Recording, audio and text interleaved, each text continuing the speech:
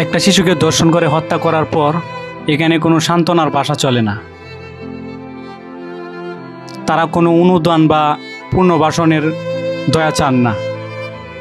তারা চায় বুক পাটা আর্তনাদের বিচার। আপনার তার পরিবারের দায়িত্ব কেন নিতে হবে? তার পরিবারের দায়িত্ব আগেও তার বাবা নিয়েছে, এখনও তার বাবা নিচ্ছে। তো পরিবারের দায়িত্ব কেন নিতে হবে? তার পরিবার থেকে একজন মেয়ে কমে গেছে, কমে গেছে, পরবর্তীতে আরেকজনকে খাওয়াতে পারবে, তার এই ক্ষমতা তাদের আছে। তাদের বিচার লাগবে, ন্যায় বিচার লাগবে। আপনি বুঝেন না? একটা মেয়েকে ধর্ষণ করে হত্যা করার পর তাদেরকে অনুদান বা পুনর্বাসন চায় না। তারা বিচার চায়, বুক পাটা আর্তনাদের বিচার চায় তারা।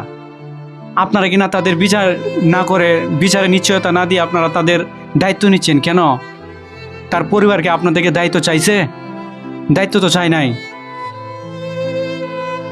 এরা আপনার থেকে বিচার চায়। আপনি একজন প্রধানমন্ত্রী হয়ে তাদের বিচারের নিশ্চয়তা দিবেন।